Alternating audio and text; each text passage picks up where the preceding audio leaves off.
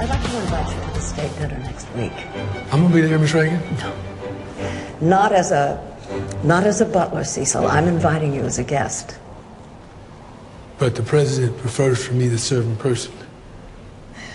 Don't you worry about Ronnie. I'll take care of that.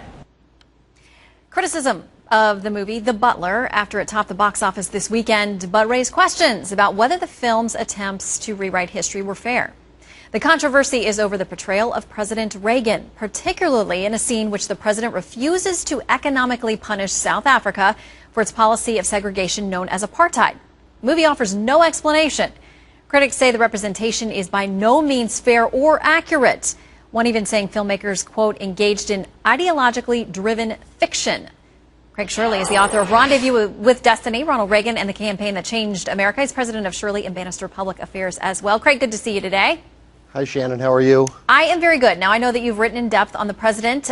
Give us an explanation for what was going on during that apartheid debate. And I haven't seen the movie, but is it accurate?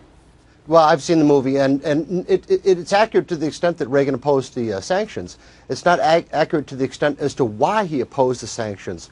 It was a very tricky situation. Everything in the Reagan administration and his presidency has to be judged in the context of the Cold War.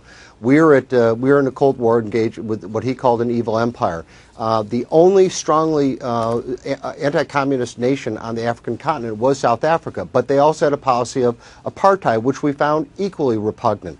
The sanctions would have hurt, according to what Reagan's briefings, his aides told him, would have hurt the least affluent in South Africa at the time, who were the blacks there. And as actually the Zulu tribe, representing 6 million South African blacks, was vehemently opposed to the sanctions.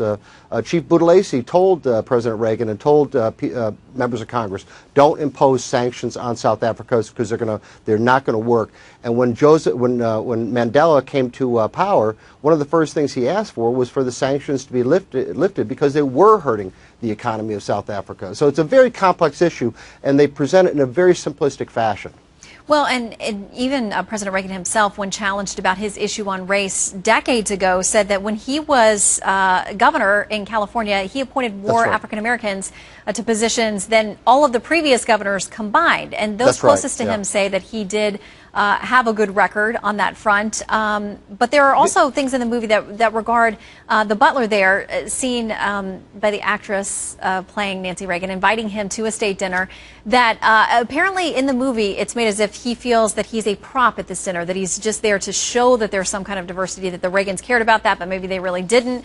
But apparently there was nothing in the writings of this particular gentleman that said he ever had a bad time there or felt like he was being used. In fact, the only comment I saw was that he was excited that he had champagne that night. Yeah, that's right. That's exactly right. I saw the movie, and you're exactly right, is that he, in a soliloquy, says to himself that he felt out of place at the dinner, and that everything in his life went downhill after he attended the dinner. There's a lot of things. I'm all for historical fiction. John Jakes did it in the 1970s with about the American Revolution, and we've had historical fiction in this country from the time of Washington Irving. But when you take a complex issue like South Africa and present it as if Reagan was somehow racist, it's unfair to the subject matter and to the subject of that portrayal. There are other things too that aren't quite right, like him giving the butler cash to mail to people. There's no record of Reagan doing that. Reagan wrote checks to people who would write him letters when they were hurting during the recession of the early 80s. He would write them checks, but they would normally go to his secretary to be mailed to those people. There's before in that scene that you showed with Mrs. Reagan talking to the butler. Right before that, she's seen in the movie talking to an aide, and sounds like she's planning on her own a summit with Moscow, as if Mrs. Reagan was somehow involved in foreign policy, and that's ridiculous. All right. Well, when these movies are made, regardless of the topic, when there are politics involved, a lot of times the movies will say there's creative license here. It's based on a story. It's not factual. But the people who go to see them don't always get that disclaimer. I mean, they think that, if it's on the screen, it's been vetted, it's factual. Right. And the thing, too, is you have to go to motive, Shannon, because the screenwriter for this movie did write the screenplay for Game Change, which was a lot of people thought was grossly unfair to Sarah Palin.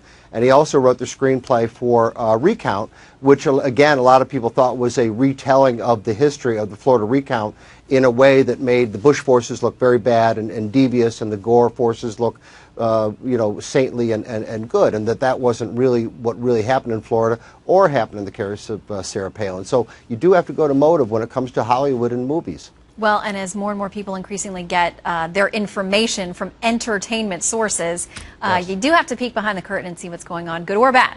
Craig Shirley, thank you very much. Always good to see you. Thanks, Shannon.